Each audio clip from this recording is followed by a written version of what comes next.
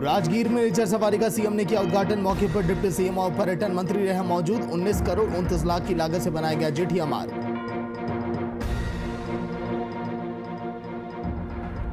राज्य में भाकपा माले और आरजेडी ने किया प्रदर्शन। कृषि कानून को वापस लेने की मांग। आरजेडी प्रदेश उपाध्यक्ष ने सरकार को बताया तानाशाही।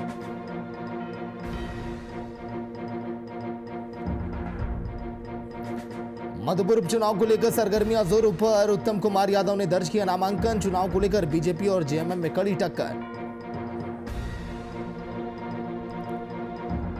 जमशेदपुर में कोरोना का दूसरा स्ट्रेन। एक दिन में 22 मरीज मिले कोरोना पॉजिटिव। जिला प्रशासन हुआ सतर्क।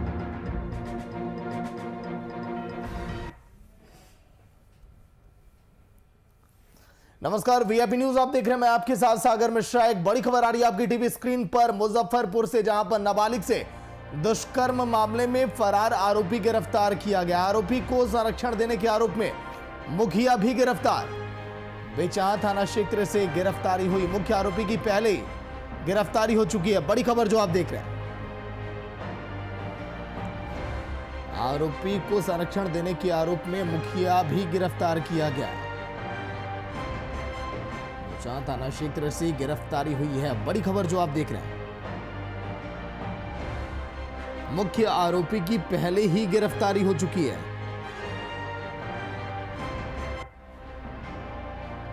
बड़ी खबर आपकी टीवी स्क्रीन पर। नाबालिग से दुष्कर्म मामले में फरार आरोपी गिरफ्तार किया गया।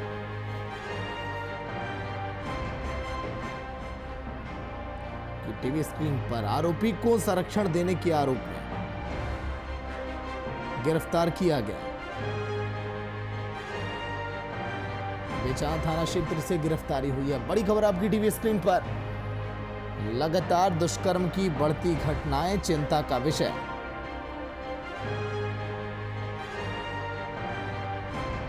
मुख्य आरोपी की पहले ही गिरफ्तारी हो चुकी है।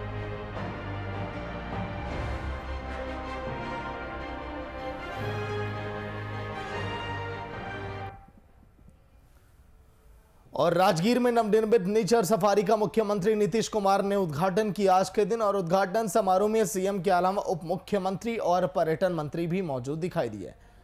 राजगीर जेठिया मार्ग पर 19 करोड़ 29 लाख की लागत से इसको बनाया गया। नेचर सफारी में ग्लास ब्रिज, स्काई वॉक और सस्पेंशन ब्रिज समेत कई अन्य एडवेंचर सपोर्ट भी वहां पर व्यवस्थित की गई है।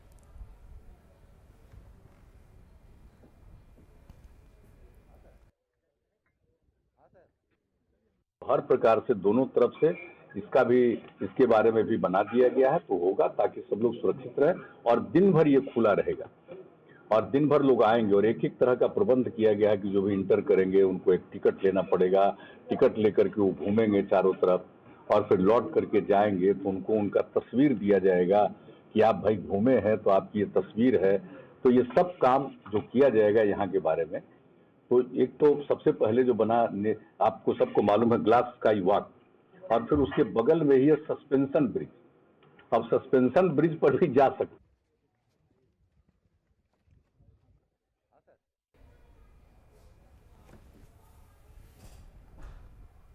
और बिहार विधानसभा में पुलिस और विधायकों के बीच हुई झड़प के बाद राजनीतिक गलियारों में हलचल अब तेज है। प्रतिक्रियाओं का दौर भी अब जारी है।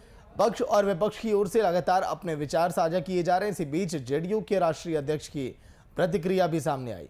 मीडिया से बातचीत के दौरान आरसीपी सिंह ने सदन के अंदर भाषण की ताकत चलने की बात कही है। साथ ही उन्होंने बिहार बंदी पर भी अपना विचार अब साझा किया।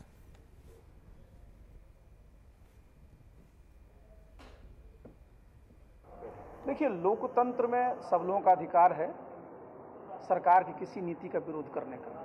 उसमें बंद भी एक होता है, लेकिन मेरा अनुरोध होगा कि भाई बंद तो करते हैं, लेकिन बंद में लोगों पर ज़बरदस्ती मत करें। शुरू से ही हमारी पार्टी का स्टैंड भी है कि हम लोग बहुत ही मर्यादित और संस्कारित व्यवहार अपने कार्यकर्ताओं को बताते हैं, क्योंकि हमारे जो नेता नीतीश बाबू, उनकी पहचान ही सी बात है। विधानसभा के अंदर जो घटना घटती है तो उसके लिए विधानसभा के जो अध्यक्ष हैं वो पूरी तरह से सक्षम है कार्रवाई।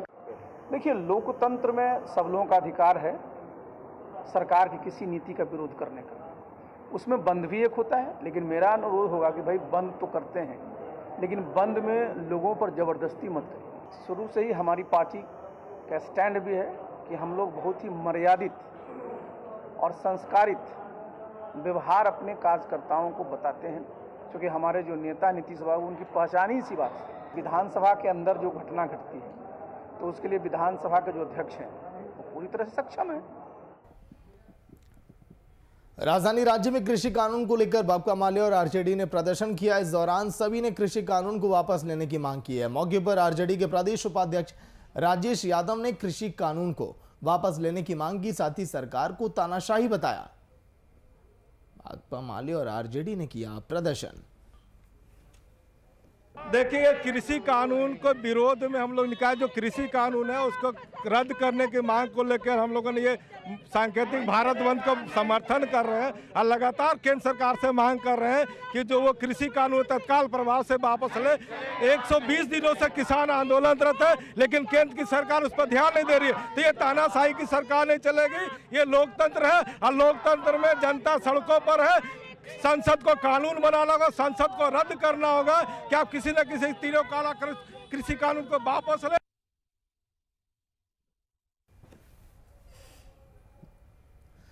और केंद्रीय सरकार की ओर से लाए गए कृषि कानून और बिहार सरकार के पुलिस कानून के विरोध में भारत बंद का आह्वान किया गया। और भारत बंद के दौरान जारी सरकार के खिलाफ प्रदर्शन की इसी कड़ी में पटना में आरजेडी कार्यकर्ताओं ने बाईपास रोड पर जमकर हंगामा किया।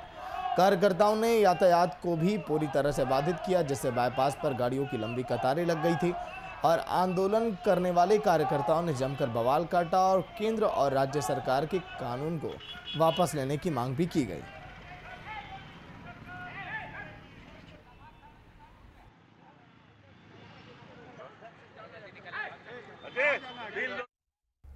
नेता प्रतिपक्ष तेजस्वी यादव और बिहार प्रदेश जगदानंद सिंह के आह्वान पर कैमूर जिले के दुर्गावती में आरजेडी कार्यकर्ताओं ने काला पुलिस या कानून के खिलाफ और बिहार विधानसभा में सीएम की ओर से लोकतंत्र का चीरहरण, विधायकों की पिटाई, बेरोजगारी, महंगाई, किसान कानून के विरोध को लेकर राष्ट्रीय राजमार्ग संख्या 2 और 3 को जाम करके प्रदर्शन किया। NH2 जाम होने से दोनों दिशा में खजूरा से लेकर टोल प्लाजा तक वाहनों की लंबी कतारें लग गई थी।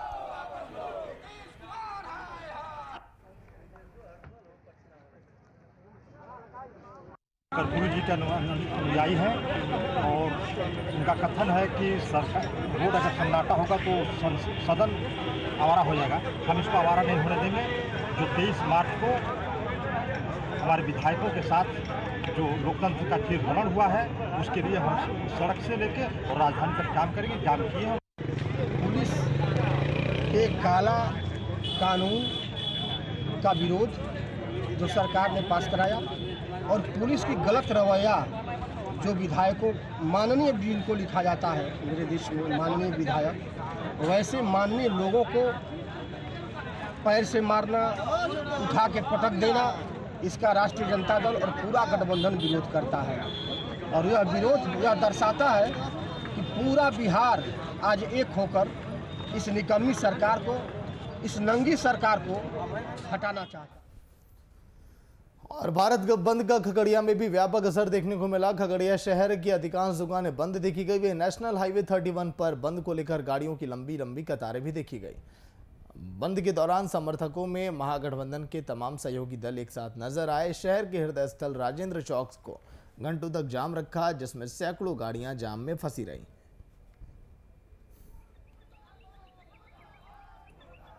आज हम लोग अपने महागठबंधन के नेताओं के निर्देश के आलोक में खगड़िया जिला महागठबंधन के सभी साथी कार्यकर्तागण और जो किसान संघ हैं सभी लोग मिलकर आज खगड़िया बंद कर रहे हैं। मांग है कि जो माननीय विधायक, विपक्षी दलों के विधायक को मुख्यमंत्री जी के निर्देश पर जो विधानसभा के सदन के अंदर उन्हें बेइज्जत किया गया, उनके साथ मारपीट की गई, गाली गलौज किया गया और चूँकि विपक्षी विधायकों का, माननीय विपक्षी के नेताओं का ये मांग था कि ये पुलिस एक्ट जो है ये गलत और जनता पर ये एक तरह से अत्याचार करने के लिए पुलिस को खुली छूट देने का प्रावधान रखा गया। और देश भर में कृषि कानून के खिलाफ किसानों का आंदोलन लगातार जारी है। इस बीच संयुक्त किसान मोर्चा की ओर से भारत बंद का ऐलान किया गया था। झारखंड की राजधानी रांची में कांग्रेस के और आरजेडी के लेफ्ट का समर्थन भी इसको मिला है। इसी कड़ी में रांची के अल्बर्टिका चौक पर किसानों के समर्थन में इन पार्टियों की ओर से प्रदर्शन किया गया। प्रदर्शन के दौरान रोड को जाम करने की कोशिश की गई। वहीं पूरे घटनाक्रम का जायजा लिया हमारे संवाददाता अभिनव कुमार ने। देखिए आप। के समर्थन में आज संयुक्त किसान मोर्चा द्वारा भारत बंद बुलाया गया है और झारखंड में लेफ्ट, कांग्रेस और आरजेडी ने इसका समर्थन किया है। इस वक्त हम मौजूद हैं रांची के अल्बर्टिका चौक में। आप देख सकते हैं तस्वीरों में कि किस तरीके से आरजेडी के लोग हो या लेफ्ट के लोग हो यहाँ पर प्रदर्शन करते हुए नजर आ रहे हैं। चूंकि किसानों के समर्थन में ये प्रदर्शन किया जा रहा है और कई जो संगठन हैं वो यहाँ पर प्रदर्शन कर रहे हैं। कुछ लोग हैं हमारे साथ, मालिक हैं, हम उनसे बात करेंगे। क्या वजह है सर? ये संयुक्त मोर्चा का भारत बंद का आह्वान था तीनों कृषि कानून के खिलाफ में। जब वो 120 दिन से लगातार आंदोलन कर रहे हैं, उसी के समर्थन में हम लोग सड़कों पर उतरे हैं और ये मांग कर रहे, किसानों के लिए मांग कर रहे हैं कि जो तीनों कृषि कानून है उसको तत्काल प्रभाव से सरकार वापस ले, एमएसपी की गारंटी करे और नहीं तो हम लोग सड़कों पर किसान। एमएसपी की तो बात मोदी जी भी कर रहे हैं कि एमएसपी हम हटा कहाँ रहे हैं। हाँ तो एमएसपी को कानून बना दे ना, कानूनी रूप दे दे। जिस तरह से वो हर चीज को कानूनी रूप दे रहे हैं तो एमएसपी को कानूनी रूप दे दे, मामला ही खत्म हो जाएगा। तो ये लड़ाई तो वही चीज का है ना, बोलना और करने में अंतर है। एक है कि कानून बनाकर उसको लोगों के बीच में देना और एक है कि मुंह से बोलना। तो ये मुंह से तो बोल रहे हैं लेकिन कानून के रूप नहीं दे रहे हैं। तो ये कहीं ना कहीं खोट दिखाता है। अगर मोदी सरकार 120 दिनों से लगातार जो किसान आंदोलन में 200 किसानों ने ज्यादा शहादत दी है, उस पर एक शब्द नहीं बोलते, कहते एमएसपी है, एमएसपी रहेगा। तो भैया लोग ये आंदोलन चल रहा है, आंदोलन चलता रहेगा, आंदोलन हमेशा होता रहेगा। मोदी जी इसको सुन लें। देखिए, कह रहे हैं कि आंदोलन हमेशा चलता रहेगा जब तक जो ये कृषि कानून जो पास किए गए हैं जब तक ये वापस नहीं होंगे तब तक इनका विरोध चलता रहेगा। तस्वीरों में साफ देख सकते हैं कि किस तरीके से यहाँ पे जो लोग हैं, अन्य पार्टियों के लोग हैं, वो समर्थन यहाँ पर कर रहे हैं। किसानों के समर्थन में खड़े हैं, बैनर और पोस्टर लिए हुए हाथों में और कहीं ना कहीं कृषि कानून जो लाए गए हैं उनके खिलाफ में है। तस्वीरों में सीधा देख सकते हैं कि किस तरीके से ये रोड बिल्कुल जाम कर दिया गया है, गाड़ियां जो है रुक गई है और देखिए किस तरीके से यहाँ पर प्रदर्शन का दौर जो जारी है। आरजेडी के नेता है हमारे साथ, उनसे हम बात करेंगे। राजेश जी, कब तक? ये आज हम लोग पहले ही घोषणा कर चुके थे, भारत बंद है, पूरे राज्य में बंद है, सभी जिला में प्रदर्शन हो रहे हैं और यहाँ राजधानी में 12 बजे तक हम लोग पर रहेंगे। किसान आंदोलन के समर्थन में, किसानों की मांग को लेकर के, केंद्र सरकार के किसान विरोधी नीति के खिलाफ, जन नीति के विरोध के खिलाफ एक बंद का आह्वान है और उसका हम लोग समर्थन। रिजल्ट तो देखने को नहीं मिल रहा है ना सर, 4 महीने का ज़्यादा समय गुजर गया और अभी तक कुछ हुआ नहीं। किसान आंदोलन मोदी सरकार के पतन का कारण बनेगा। क्या कहेंगे सर आप? जिस तरीके से पूरा रोड भी जाम कर दिया गया है, हालांकि कुछ असर तो दिख रहा है लेकिन मुख्य रूप से अगर बात करें झारखंड में उतना असर नहीं देखने को मिल रहा। नहीं, असर तो पूरे देश में है। अगर आप बोलेंगे कि असर सिर्फ दिख नहीं रहा तो केंद्र सरकार को नहीं दिख रही है। जनता उसके साथ है, जनता लड़ रही है और केंद्र सरकार विरोध में है। किसान आंदोलन में जो काले कानून लाए हैं केंद्र सरकार, उसे निश्चित तौर पर आपस लेने पड़ेगी। जब तक आपस नहीं लेंगे तब तक किसान के साथ हम लोग के नौजवान, हमारे नौजवान, पार्टी के नौजवान उसके साथ रहेंगे और उसे किसी भी हाल में आपस लेने पड़ेंगे। केंद्र सरकार तो कह रही है कि पार्टियों को बरगलाया जा रहा है ना, कि जिसके लिए कानून बनाए उनसे क्यों नहीं पूछे केंद्र सरकार? जिसके लिए कानून बना, जिसके लिए कानून बनाया उसे पूछा ही नहीं। जब उनसे नहीं पूछा तो ये कानून बना किसके लिए? हम बोलते किसान अगर सहमत हो जाएंगे।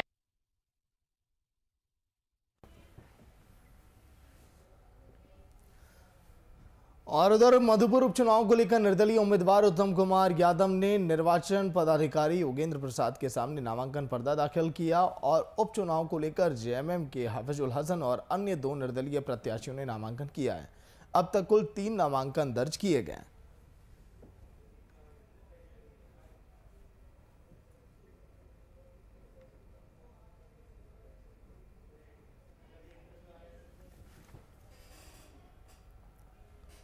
और राष्ट्रीय ओबीसी मोर्चा के प्रदेश अध्यक्ष राजेश कुमार गुप्ता ने एक प्रेस कॉन्फ्रेंस करके इस दौरान मौके पर उन्होंने कहा कि कई क्षेत्रों में हो रहे निजीकरण, देश में बढ़ रही महंगाई का विरोध किया गया।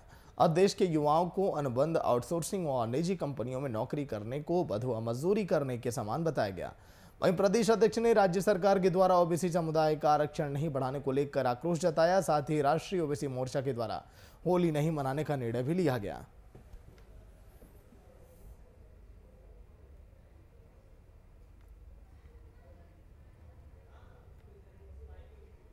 बड़ी महंगाई है, बढ़ गई है, निजीकरण का दौर चल रहा है, देश की संपत्ति व्यक्तिगत हाथों में जा रही है, अनुबंध, आउटसोर्सिंग और निजी क्षेत्र में काम करने वाले युवाओं का दोहन हो रहा है। आप समझे कि वो बंधुआ मजदूर बन गए हैं, जिसके कारण से देश में और राज्य में अधिकांश, चाहे वो अगड़ा हो या पिछड़ा हो, उनके घरों में खुशहाली नहीं। बहुत बड़ी महंगाई है, बढ़ गई है। शुभम कुमार फोन लाइन पे पूरी जानकारी के साथ। शुभम, देश में बढ़ती महंगाई का विरोध चारों तरफ लगातार जारी। आज के दिन फिर से ओबीसी मोर्चा की तरफ से ही प्रेस कॉन्फ्रेंस करके बातें कही गई है। शुभम, देखिए सागर जी, केंद्र सरकार के उन तमाम नीतियों के और उन तमाम वादों के खिलाफ है, क्योंकि जिस तरीका से आए दिन आप देख रहे हैं और तमाम दर्शक भी ये जानते हैं कि महंगाई की जो कह सकते हैं व्यवस्था है वो चरम सीमा अब पार कर चुकी है। आम लोगों को कह सकते हैं तमाम मुश्किलों का सामना करना पड़ता है और उन्हीं आम लोगों के मुद्दे, उन्हीं आम लोगों के सवाल को लेकर राष्ट्रीय ओबीसी मोर्चा ने इस प्रेस वार्ता का आयोजन किया। इस प्रेस वार्ता में उन्होंने साफ तौर पर कहा कि इस बार वो होली का पर्व नहीं मनाएंगे। जब हमने सवाल किया था कि ऐसा क्या वजह है कि होली का पर्व आप इस बार नहीं मनाना चाहते हैं, उन्होंने साफ तौर पर कहा कि आम आदमी के घर में जब चूल्हा नहीं जल सकता है ठीक ढंग से, तो हम होली कैसे मना सकते हैं। तो राष्ट्रीय ओबीसी मोर्चा के प्रदेश अध्यक्ष के तौर पे राजेश गुप्ता ने साफ तौर पे ऐलान किया है कि तमाम देश भर में जितने भी ओबीसी के कार्यकर्ता, ओबीसी के कह सकते हैं समर्थक हैं, वो इस बार होली का कह सकते हैं होली का त्यौहार नहीं मनाएंगे। तो कहीं ना कहीं इस बातों को दर्शाता है कि केंद्र सरकार लगातार महंगाइयों को कह सकते हैं बढ़ावा देते जा रही है और जिस तरीका से निजीकरण की बात कही गई है इस प्रेस वार्ता में, तमाम चीजों को निजीकरण की ओर ढकेला जा रहा है। तो कहीं ना कहीं इसका भी विरोध राष्ट्रीय ओबीसी मोर्चा के द्वारा किया गया है। सागर जी, लेकिन शुभम, क्या लग रहा है इस विरोध का क्या सरकार पर असर भी पड़ेगा या फिर जो तमाम पार्टियां विरोध कर रही हैं इसका कुछ भी होने वाला नहीं है? शुभम, देखिए, जिस तरीका से झारखंड में अगर सरकार की बात करें तो झारखंड में गठबंधन की सरकार है और हेमंत सोरेन के नेतृत्व वाली सरकार है। और जिस तरीका से राष्ट्रीय ओबीसी मोर्चा ये लगातार मांग कर रही है कि जब सरकार ने चुनावी घोषणा पत्र में ये दावे किए थे कि 71% आरक्षण दिया जाएगा, तमाम लोगों को ये कह दिया गया था, लेकिन उसके बाद भी ये काम धरातल पर नजर नहीं आ रहा। तो राज्य सरकार जब इनकी बातों को मानने को तैयार नहीं है तो केंद्र सरकार पर कितना प्रभाव पड़ सकता है, तो ये सोचने वाली बात है। लेकिन जिस तरीका से आम जनता की बात करें तो आम जनता की जो भी मुद्दे हैं, आम जनता की जो भी समस्याएं हैं, तो कहीं ना कहीं आम जनता की समस्याओं और एक कह सकते हैं आम जनता की अपेक्षाएं जरूर जुड़ी रहती हैं सरकार से, और उस अपेक्षा पर सरकार को काम करने की जरूरत है, चाहे वो केंद्र सरकार हो चाहे वो राज्य की सरकार हो। जी चलिए, शुक्रिया पूरी जानकारी के लिए। औरंगाबाद में गुरुवार को जिला परिषद सभागार में डीडीसी अंशुल कुमार ने जिले के आवास सहायकों के साथ समीक्षा बैठक की। इस बैठक के बाद रामनगर पंचायत के आवास सहायक सुमन रानी के पति के साथ डीडीसी के बॉडीगार्ड की लड़ाई हो गई, जिसमें बॉडीगार्ड के आवास सहायक के पति की पिटाई कर दी। इस झड़प के बाद आवास सहायकों में खास आक्रोश भी देखने को मिला है।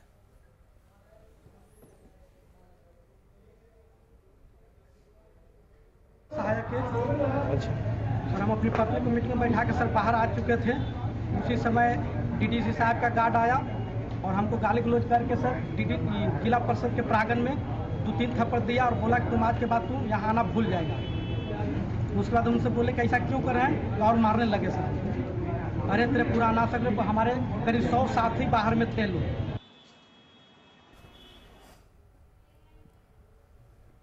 और जमशेदपुर में कोरोना का कहर अब शुरू हो गया। उधर एक दिन में 22 मरीज मिलने के बाद प्रशासन परेशान है और साक्षी के यस बैंक को जिला प्रशासन ने सील कर दिया। वहीं बैंक के 8 कर्मचारी कोरोना संक्रमित हैं। साथ ही इन कर्मचारियों के संपर्क में जो भी ग्राहक आया है उसकी भी पहचान की जा रही है। जिला प्रशासन ने जगह जगह कोरोना की जांच अब शुरू कर दी।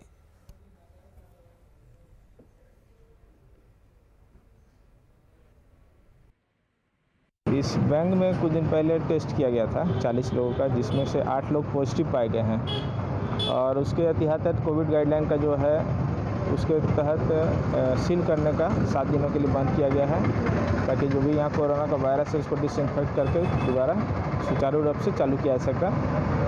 तब तक के लिए टेम्प्रोरी सील किया गया है। इस दौरान सभी का रिजल्ट निगेटिव और स्वस्थ होकर के आ जाता है तो बैंक को पुनः चालू कर दिया।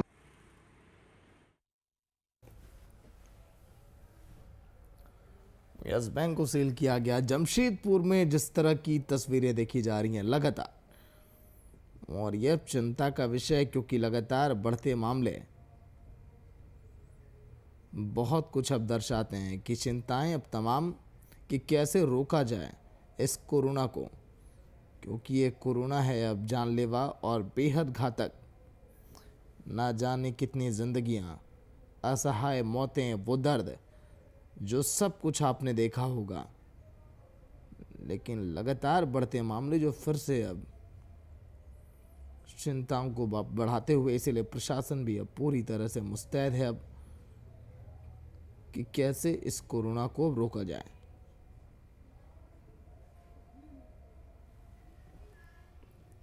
ब्यूरो चीफ लाला जमीन फोन लाइन पर। लाला जमीन, लगातार बढ़ते कोरोना के मामलों का कहर तो देखा जा रहा है, लेकिन कुछ वैसी तस्वीरें जमशेदपुर में भी। ताजा हालात कैसे?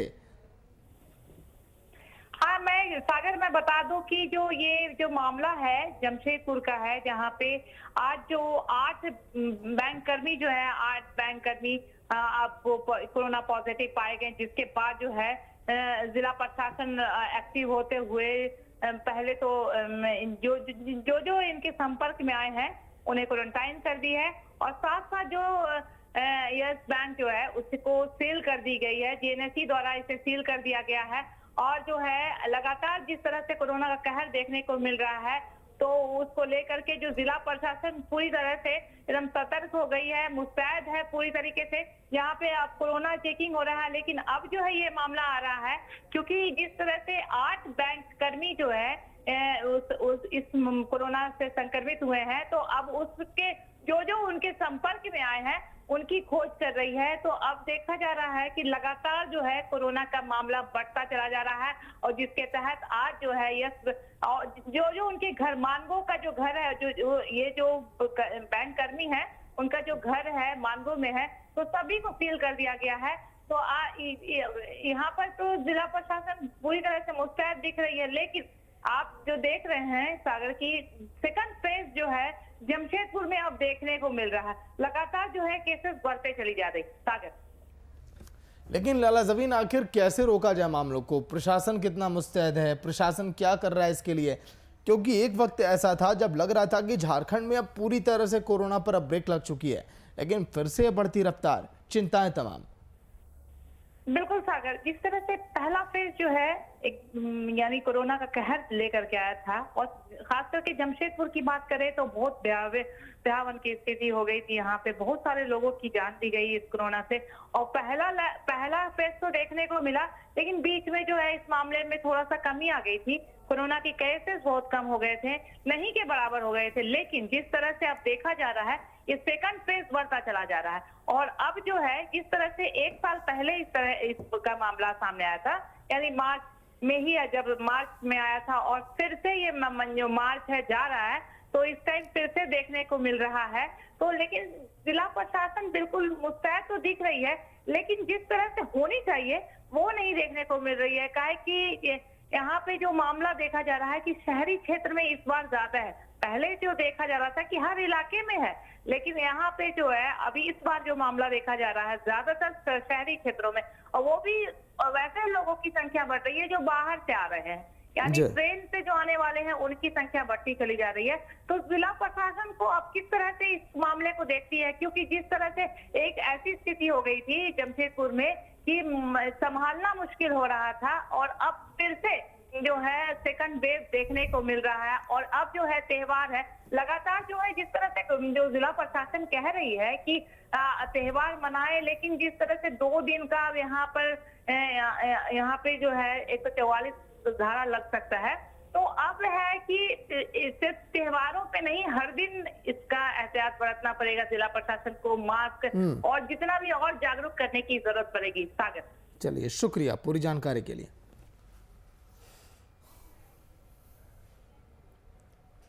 और राज्य की दुर्गा मंदिर ट्रस्ट सभागार में महावीर मंडल की कार्य समिति की बैठक रखी गई। बैठक में कार्य समिति के सदस्य और विशेष आमंत्रित सदस्य वहां पर मौजूद दिखाई दिए।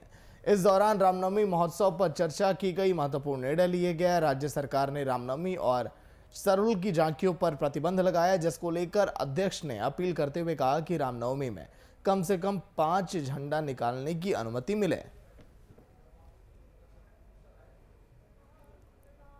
आप देखिए, जिस भी स्टेट में चुनाव है, माननीय प्रधानमंत्री वहाँ जा रहे हैं भाषण देने, वहाँ 10 लाख लोगों का भीड़ हो रहा है।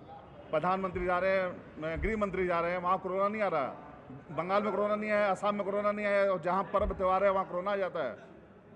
तो ये देखना पड़ेगा सरकार को कि भक्ति में माहौल ना खराब हो। शहर के लोग चाहते हैं कि जुलूस निकले। बीच में बाबा बीच में यहाँ पे सब जगह आ जाएगा। तो खबर अब कैमूर से, जहां पर बालू से लदा 14 चक्का ट्रक पलट गया। वहीं ट्रक से दबकर एक शख्स की मौत हो गई। घटना के बाद NHI की टीम मौके पर नहीं पहुंची। पूरे बिहार में 14 चक्का बालू लदा ट्रकों का परिचालन पूरी तरह से अवैध है। इसके बाद भी लगातार परिचालन वहां पर जारी है, जिसका नतीजा ये रहा कि बालू लदा ओवरलोडेड ट्रक शख्स पर बेकाबू होकर पलट गया और उसे अपनी जान गंवानी पड़ी। गाड़ी था बालू का, और वो आ रहे थे पुसौली के बगल में करगावा गांव है। ट्रक वाले ने वो किसी से धक्का मार दिया। ओवरलोड बालू एक कार पर गिर गई, जिसमें कार मालिक उसी में दबकर स्पॉट डेड कर गए। लेकिन ये NH रोड वाले 2 घंटा तक ग्रामीणों, यहाँ के ग्रामीण जनता ने अपने मेहनत से, अपने बल से डे बॉडी को और गाड़ी को बालू में से खींच के किरान मंगाया गया और निकाला गया। 2 घंटा तक किसी NH वाले को पता नहीं था। और जितना घटना है बालू का गाड़ी से हुआ है, ये ओवरलोड बालू।